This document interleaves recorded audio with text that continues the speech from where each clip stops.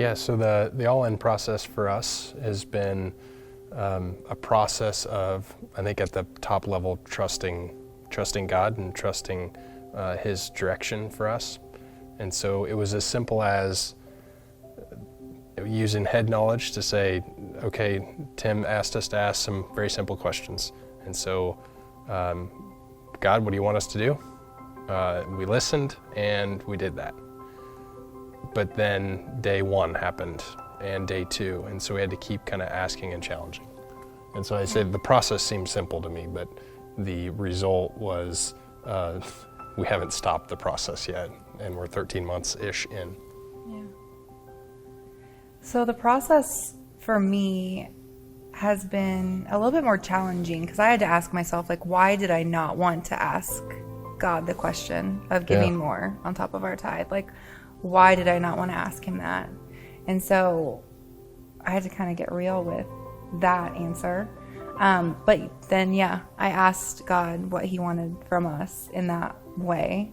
And then coming together with you on that was cool because we both were able to, our answers from the Lord were very similar. Yeah. He was pretty clear with what He wanted in that way.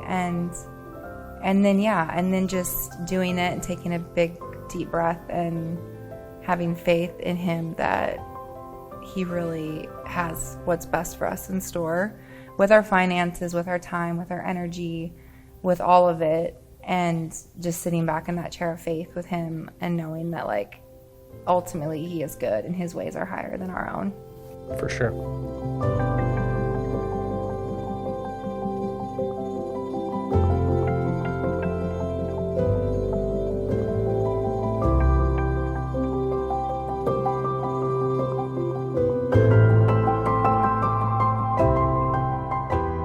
Yeah, so what are some of the fears around going all in for Jesus?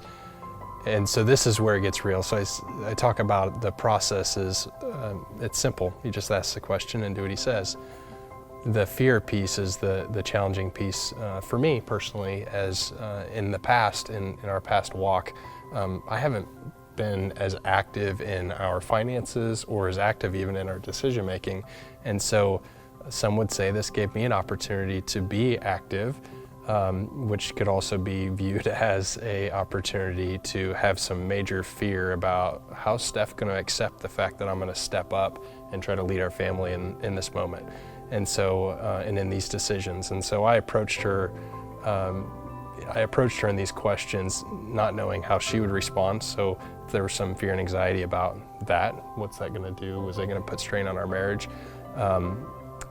In addition, one of the things kind of going in my head is there enough? Is there enough time?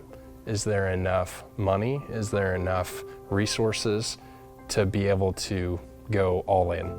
And I know it sounds silly on this side of it, because the reality is if He says that this is what He wants us to do, Jesus that is, then He's going to give us exactly what we need to, and He doesn't actually need me to participate in any way, shape, or form. He's actually being very kind to allow us to participate in that process.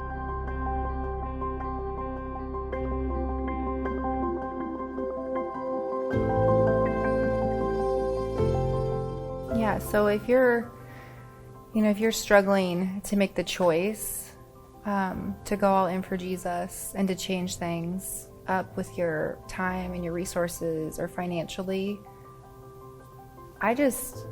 I would say just listen to that still small voice inside of you and listen and act upon that. And then see what is revealed to you.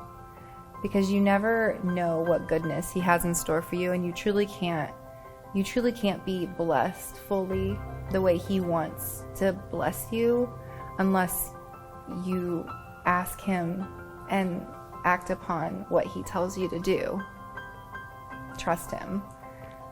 But simply ask. I did not want to ask because of my own reasons. But when I did, I'm glad that I did. I'm glad that I asked, because I don't think that the past year would have been as peaceful for us. And I don't think the past year would have been just as, we wouldn't have grown as we did as a couple and as a family had we not asked those questions and been stretched a little bit to the uncomfort zone. Because the uncomfort zone, it's uncomfortable, but it's a good place to be, actually.